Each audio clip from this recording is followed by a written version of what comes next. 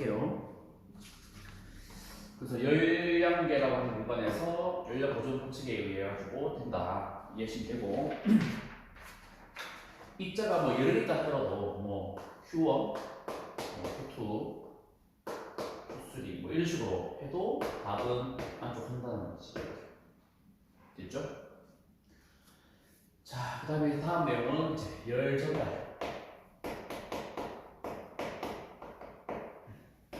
전달하는 과정은 우리가 전도, 대류, 복사가 있는데, 이 중에서 이제 문제로 좀 심하게 나오는 게 이 전도 관련된 부분하고, 그 다음에 지금 당장은 아닌데 나중에 저기 양자물리 처음에 이제 들어갈 때 그때 이제 복사열 요구에 대한 부분이 좀 들어가거든요. 여기서부터 이제 양자핵학이 이제 시초가 되는 거라서 나오는 거라서, 그래서 이때는 이 두 가지를 좀 잘 봐주시면, 전도 같은 경우는 인근에 있는 분자들 사이의 진동 형태가 충돌하면서 전달되기 때문에 가는 거라서, 얘는 고체 상태일 때 전달하는 메커니즘을 보면 되겠죠. 전도는 서로 이웃하는 분자 사이의 진동 형태를 전달해서 가는 거기 때문에 고체 상태의 물질가 주로 전달하는 방식이라고 돼요. 대류는 당연히 이웃한 게 아니고 자유롭게 움직이는 분자들이니까 유체라는 얘기죠. 유체. 뭐 액체, 기체 이런 것들 말하는 거죠. 복사는 이제 매질에 상관없이 항상 그 표면으로부터 이제 방출되는 전자기파가 있다 말해주는 게 복사 이런 형태가 되는 거거든. 그래서 이 경우 중에서 전도부터 먼저 본다면, 이 앞에서 우리가 열량을 Q라고 하면 되죠. 열량, 그렇죠? 열량 자체가 얼마큼 시간당 전달되느냐, 그걸 우리가 표시를 P라고 표시를 해요. P. 그래서 이 P는 전도될 때 전달되는 P는 단위 시간 동안에 이동되는 열 전도되는 양을 말하는 거지. 그래서 이름을 뭘로 하냐면 이걸 P를 열 전도가 되는 비율, 줄여서 열 전도율이라고 쓰는 거지. 그래서 이걸 이제 실험하기 위해서 전도를 하기 위해서 이거 첫 번째 이거 1문자 볼게. 그래서 이 녀석을 실험하기 위해서 우리는 어떻게 하냐면 이쪽에 열원 두 개를 이렇게 준비해요. 열원이 뭐냐면 그 열이 빠져나가도 계속 온도를 유지하는 커다란 어떤 형태의 덩어리라고 보면 돼요. 그래서 이게 뭐 고열원 이렇게 높은 온도를 가지는 열원, 여기는 낮은 온도를 가지는 저열원 작전. 표시를 비타민 얘를 TH 표시하고 높은 온도, 그다음 이쪽에는 낮은 온도, 아니면 이걸 하이 템퍼처다 하고 뭐 로우 템퍼처를 하는데, 너희 그 학교 프린터물을 가지고 하는 것은 이거는 이제 핫 뜨거운 어떤 온도라는 뜻이고, 여기는 콜드 온도라서 TC적으로 줄 거예요. 그래서 이 두 개 사이에, 여기 사이에다가 이런 식으로 열 전달할 수 있는 어떤 기둥 형태의 어떤 물질을 이렇게 고체 막대를 이 사이에 끼워 넣었다 보죠. 자, 그러면 어떻게 됩니까? 높은 온도에서 낮은 온도 쪽으로 이렇게 열 자체가 이동이 될 거라고. 열이 이동하거든요. 시간당 계속 열이 이동하는 거지. 자, 그러면 이때 이동되는 열량 자체가 바로 열 전도율이 무엇에 관련되어 있는지를 알아보니, 이제 물질이 잘 이동하려면 요 막대 있죠? 전도되는 물체의 막대기를 쌤이 라지에 잡아주고, 그 다음에 여기에 기둥 형태 잡고, 기둥 형태. 그래서 기둥 형태. 요 단면적을 쌤은 A라 잡을게요. 면적을 A. 그래서 해보니까 전도가 잘 되려면 면적이 넓으면 잘 되고, 길이가 짧으면 잘 되고, 두 사이의 온도 차가 크면 클수록 잘 된다는 알아낸 거지. 그래서 TH하고 TC의 차이 이렇게 들어간다고 보시면 돼요. 온도 변화, 온도의 차이, 여기에 따라서 전달되는 열 전도율이 정해진다. 그럼 하나 더 남았죠. 이 어떤 물질의 종류에 따라서 전달시키는 양이 좀 다르다는 거지. 그래서 열 전도되는 정도를 나타내는 형태를 우리가 여기다 K라 표시를 하는데, 이 K 이름이 뭐냐? 바로 열 전도 율이라고 하면 헷갈리겠죠. 그래서 이름을 열 전도도라고 합니다. 열 전도도. 그래서 K라고 하는 K가 좀 큰 녀석들은 전도가 잘 되는 어떤 열 전도체가 되는 거고, 잘 안 되는 거는 열 부도체가 되는 거지. 그래서 이제 K라고 하는 것을 이제 물질가 되는 고유한 특징이라고 보시면 되겠습니다. 그래서 이렇게 써가지고 우리가 분들의 양을 전달지다 보니, 요런 1번 관련된 사항을 어떤 식으로 유행하냐면, 첫 번째, 여기 물체와 물체 사이에 전도시키는 물질인 어떤 고체 막대가 한 종류가 아니고 두 종류로 섞여 있다고 보는 거지. 이런 식으로. 앞에는 전도도가 K1이고 뒤에는 전도도가 K2가 가지고 있고 요 길이는 L1이고 요 길이는 L2가 가지고 있을 때 이런 경우 됐죠? 자, 이런 경우에 있어서는 어떻게 하면 됩니까? 대신에 조건이 있어요. 여기에 지금 면적 있잖아요. 면적 기도면적이기 때문에 면적은 동일하다고 일정한 면적을 가지고 있다는 전제가 있다고 취급할게요. 면적이 달라지면은 이제 그때는 이제 여기랑 여기랑 연결되는 행체가 조금 변할 수 있기 때문에 우리가 편하게 위해서 오늘 A를 일정하게 놓고 실험합니다. 그러면 이쪽의 온도를 아까처럼 TH 적고요. 핫 온도, 콜드 온도 T 적어주면 요 사이에 적합면 사이 적용하는 온도가 어떤 온도가 있겠죠. 그 온도를 먼저 구해보고 싶다는 거지.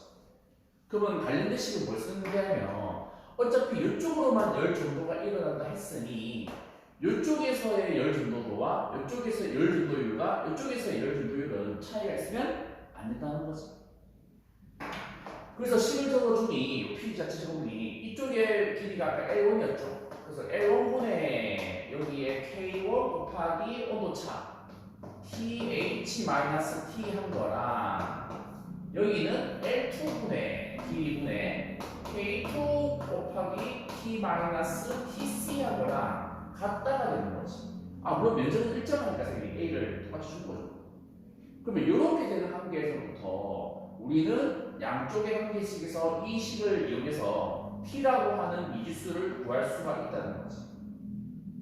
T를 구해주면은 결론적으로 뭐가 나오느냐 온도를 보면 정리하면은 K1 곱하기 L2 더하기 K2 곱하기 L1 분의 이렇게 나오게 되고요. 다음에 분자는 K1 L2 곱하기 온도 TH가 되는 게 TC가 들어가고 이렇게 더하기 K2 곱하기 L1 곱하기 TH 이렇게 정리가 된다는 거지.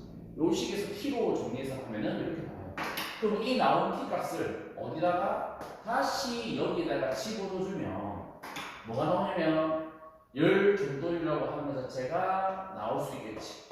이쪽에 넣든 빠졌네. A를 넣자마자 이쪽에도 넣어주면 어디에 넣든 간에 P라는 요 전도율, 열 전도율은 어떻게 나옵니까? 이걸 T를 여기 넣든 나오게 되겠죠. 그럼 형태가 재미나게도 밑에 식이 K1분의 L1 플러스 K2분의 L2라고 하는 게 분모에 있고 분자에는 전체 면적과 전체 온도 차이, TH와 TC 차이 이렇게 나온다는 거지. 정리를 해보면 그래서 이걸 우리가 이용해서 이런 식의 형태를 가진다고? 그러면 입자가 이게 여러 개 있다면 전체 이게 두 개가 아니고 여러 개 치자고 그럼 그때의 열 전도율은 어찌 됩니까 했다면 이 형태를 그대로 가진다는 거예요. A와 전체 온도 차를 집어넣고 밑에는 뭐의 합으로 표현한다고? L per K라고 하는 거에 합으로 표현할 수가 있다는 거지. 알겠죠? 그래서 이게 바로 열 전도되는 비율, 열 전도율을 결정하는 요소다 보시면 됩니다. 알겠죠? 그럴 때 요식을 유용하게 써놓는다는 거지. 됐나? 자, 그리고 아까 설명 안 했던 거, 복사일제 매질이 없어진다는 거, 요걸 지금 2번 적을게, 이 녀석을. 얘를 2번 적자. 복사되는 열 복사율을 대한 식도 하나 있다는 거지. 복사율. 열 복사율. 자, 이 녀석은 또 식이 어떻게 됩니까? 아무것도 아니면은, 얘가, 관계가 이제 상수값이 뭐 있을 것이고, 그 다음에 이제 얼마큼 이 물질이 복사를 잘 하는지 못하는지 있을 거 아니야. 그걸 이제 방출이라고 해서 이렇게 이슈를 표현합니다. 그 다음에 나머지 면적이 클수록 복사가 많아질 거고 온도에 따라서도 비례하는 게 있는데 절대 온도에 내제곱에 비례하는 것을 알게 된 거지. 이거를 실험했던 사람이 있어요. 이걸 실험했던 사람 이름이 실험을 통해서 관계를 알게 된 사람이 스테판이 하는 거예요. 스테판. 이거는 참고로 하나라. 스테판이 하는 거고. 이런 관계가 나온다는 것을 이론적으로 정리된 사람이 바로 볼츠만이에요. 볼츠만. 그래서 이 두 사람의 이름을 기념해서 앞에 있는 상수의 이름을 스테판 볼츠만 상수라고 붙여주는 것이. 요거는 방출률, 요거는 면적, 요거는 그 물질의 표면 온도의 내제곱에 대한 이렇게 해주는 거죠. 됐죠? 그래서 이번에 대한 식은 또 다음에 써봤겠지만, 그래서 실제적으로는 알짜 비율이 얼마 되느냐. 왜냐면 보세요. 어떠한 문제 가지고 있는 어떤 이런 구호가 있다면, 요 온도가 예를 들어서 T1 온도가 있고, 요 외부 온도가 또 T2라고 줬자고. 그러면 이 밖에 있는 이 온도에서부터 이 물질적으로 복사열 형태로 이렇게 들어오는 게 있을 것이고, 이렇게 T2에 해당되는, 그 다음에 T1에 해당되는 온도에 해당되는 이 표면을 통해서 방출되는 열량도 있어요. 전도도 있단 말이에요. 복사열도 있다는 거. 그래서 이 두 개에서의 실질적인 알짜 복사율이 얼마가 될까요? 그러면 P에 합치면 되겠지. 맞나? 합치는 과정에서 하나는 들어오는 거 하나는 나오는 거다 보니까 계산 결과가 어찌 나옵니까? 그러면 답이 시그마 입시론 A라고 하는 것은 상수가 되버리니까 밖에 튀어나오고, 나머지 안에가 T2가 4승 마이너스 T1의 4승 이렇게 표현한 거지. T2가 외부였죠. 이게 적을까 이거는? 외부에서 들어오는 어떤 복사율을 말하는 거고, T1이 뭐였지? 내부의 온도였죠. 물체의 온도. 물체 온도의 내제곱에 1년태만큼의 에너지 밖으로 빠져나간다. 방출되는 거지. 요거는 들어오는 흡수율, 요거는 방출율. 요 합친 것이 전체적인 알짜 복사율이 되는 거지. 오케이? 요렇게 보시면 돼요. 요런 것도 써먹을 수가 있어요. 됐나? 자, 여기까지만 하고 연료급체 1법칙에 대한 내용을 마저 정리 좀 한 다음에, 오늘 내용 다 못하거든요. 다 못하기 때문에 나머지 관련된 것들은 다음 시간에 이어서 할 건데, 일단 우리 일요일에 했던 거 쌤이 한 번 더 정리를 한번 보여줄게. 어떻게까지 했는지 봐라.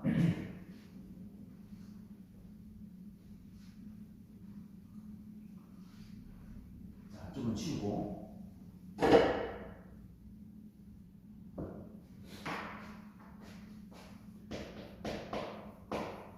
열역학 제1법칙. 짜잔. 1법칙이 뭔데요? 그렇다면 윤주석이 에너지 보존 법칙을 말하는 거예요. 에너지 보존 법칙. 세상에는 문자가 없다 이거 아니다. 그래서 그걸 형태를 이렇게 피스톤을 그려가지고 설명을 한번 해볼까. 자, 피스톤 내부에 이 안에 기체 분자들이 이렇게 안에 들이다 치자고. 이렇게. 그리고 거기다가 이 기체에다가 Q라고 하는 열 에너지를 공급한다. 이렇게. 공급한 열 양에 의해서 어떤 일이 벌어집니까? 여기 있는 피스톤 자체가 팽창해서 이렇게 밀려나가는 경우도 있을 것이고, 안에 분자들이 더 활발하게 움직이면서 더 온도가 높아지는 경우도 있겠지. 그래서 공급하는 열로 인해서 어떤 일이 벌어진다고요? 부피가 팽창한다 했죠. 즉 요 안에 기체가 밖에다가 일을 하다 보면 돼요. 밖에 대기압이 있는 거니까 밖에다가 일을 하다 보는 거지. 그래서 외부에다가 기체가 한 일, W라고 해서 들어주고 요 의미를 잘 정하다가 기체가 외부에다가 한 일을 말합니다. 기체가 한 일. 그리고 또 뭐 있습니까? 안에 있는 분자들이 더 활발하게 움직인다잖아. 보이지 않는, 눈에 보이지 않는 이 물체를 가지는 내부 에너지가 증가하는 거지.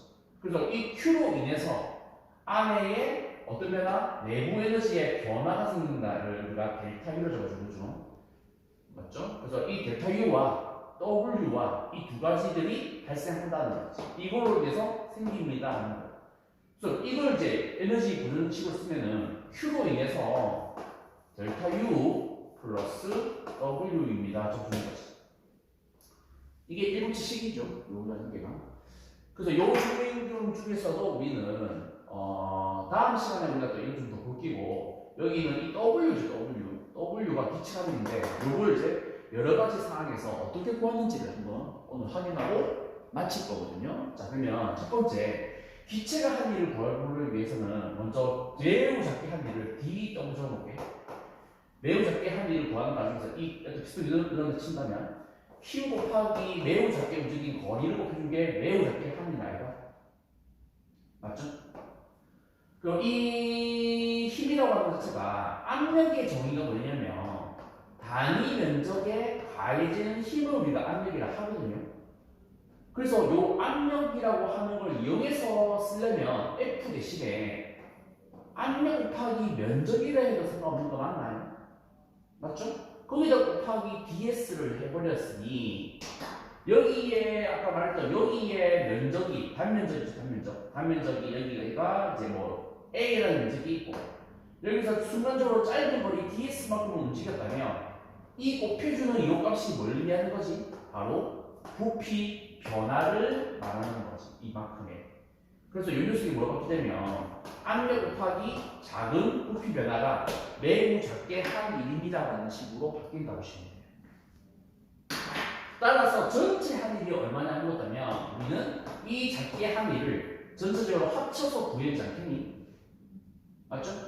그래서 이 가정에다가 우리는 원래 FDS를 적분했던 식으로 만들었는데 앞에 입학할 때는 여기에서는 그 연력학에서는 압력에 대해서 부피에 대해서 접근하는 것이 훨씬 더 계산하기가 용이하다는 거지. 이렇게 계산하겠다. 연력학보다는 이렇게 계산하겠다는 거. 다르게 아니야. 그러나 이 과정을 이렇게 바꿔가지고 계산했다가 안 되는 거거든. 그렇지. 이 계산하는 방법에 있어서 어떻게 결과를 여러 가지 과정에 있어서 한번 결과를 보자고. 첫 번째부터 볼게. 어떤 과정이 있습니까? 첫 번째가 등압 과정이 있어.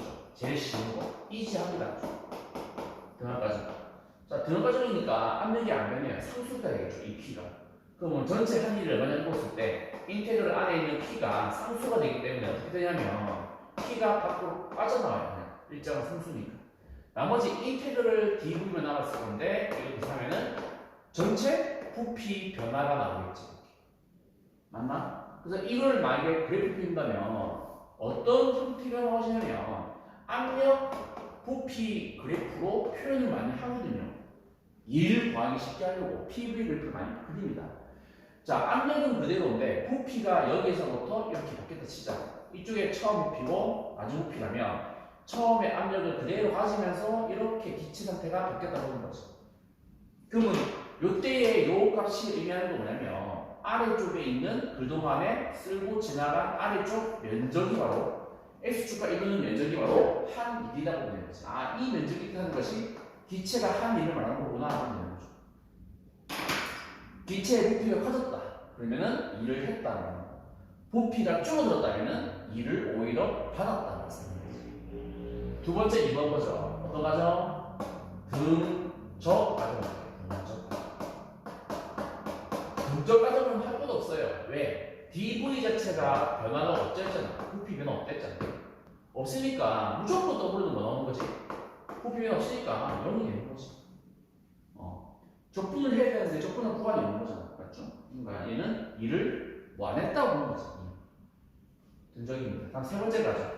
무슨 과정? 등온 과정. 온도가 일정할 때 과정. 요게 누가 알아낸 규칙이냐면 온도가 일정할 때 보일 법칙에서 나오는 관계식이죠. 보일 법칙. 기억나나? 보일 법칙. PV는 일정 표현 어떻게 합니까? PV는 값은 반비례합니다. 뜻이 있잖아. 요거 함께 말하는 게 보일 법칙이죠.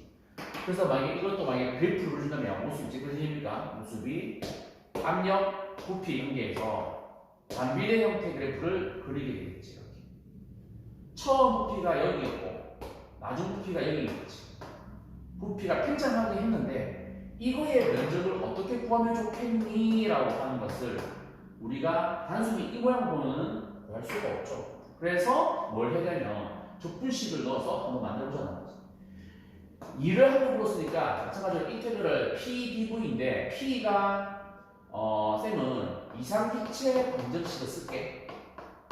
이상기체 방정식. 이상기체라고 하는 어떤 이상적인 기체가 있다면 얘는 항상 이런 관계식을 만족하더라 하는 거죠. PV는 nRT. 맞나? 요 식이 보일 샤드 법칙에서부터 나온 식을 정리해준 게 요 식이에요. PV는 nRT. 그래서 요 관계식을 이용해서 넣어주면 P라고 하는 것을 접근해야 되는데 P 대신에 부피분의 nRT라 적어도 크게 문제가 없다는 거지. 그리고 걔를 모임에서 부피에서 접근하면 된다는 거죠. 보이나? 그럼 이 녀석을 접근해야 되는 거니까 앞에 있는 nRT에서 일정한 양으로 실험을 하고 그리고 기체 상수에다가 그리고 온도가 일정하게 드는 과정이니까 이 값들은 변수의 상수가 되는 거죠. 그러니까 밖으로 빠져나오는 거지. nRT는 빠져나오고 나머지가 접근 기호 때문에 이걸 해주면 로그를 자연으로 나온다는 거지. 그럼 처음 P가 V1이고 나중 P가 V2라면 처음 P를 밑에 놓고 나중 P를 V2를 위에 넣어주면 로그, 자연 로그 V2 나누기 V1 꼴로 만들어진다는 거죠. 이만큼의 일을 했다 되는 거죠.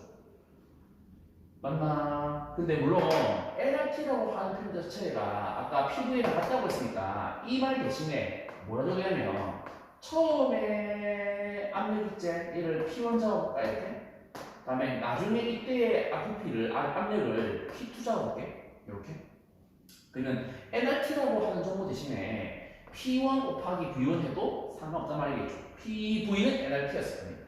그래서 P1, V1, ln V1분의 V2를 해도 맞는 말이고 P2, V2라고 하는 거에다가 ln V1분의 V2 해도 답은 맞다는 거지. 어떤 거든 내가 주어진 것 중에서 있다면 이 세 개 중에서 쓰면은 그 요 안의 면적을 이렇게 나온다 하는 거죠.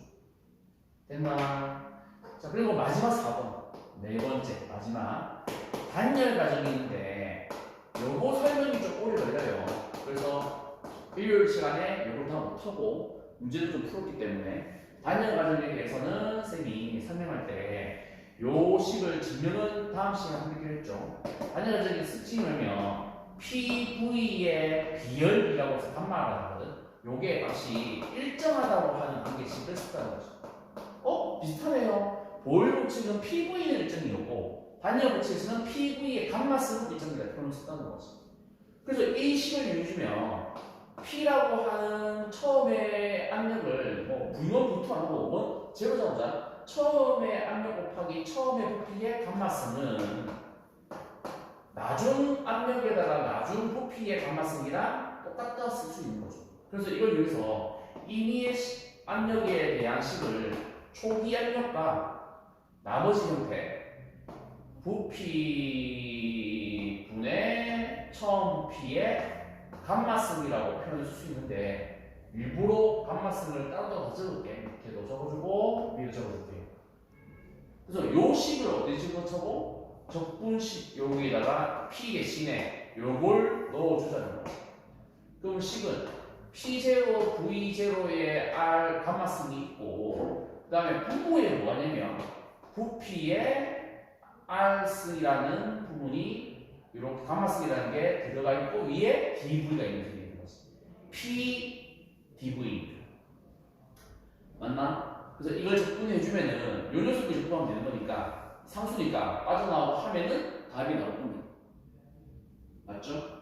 그래서 이렇게 우리가 지난 시간에 수업을 진행했고 그럼 이제 요 내용을 가지고 다음 시간에는 이제 나머지 나온 거 있죠? 요 델타 U 이 녀석 얘가 어떻게 나오는지와 그 다음에 이 값이 어떻게 계산되는 이게 왜 나왔는지 이런 값이 어떻게 나왔는지 이런 걸 설명을 좀 할 거고 그거 끝나고 쌤이 나머지 열 기간하고 그 다음에 엔트로피 요거 설명하면서 물리과 열역학 개념은 일단 설명을 다 끝낼 겁니다. 다음 시간에 알겠죠? 오늘 여기까지 할게요. 나머지 문제는 쌤이 요거 풀이를 찍어가지고 공유하도록 하겠습니다. 알겠죠? 다음 시간에 보자. 빠빠이.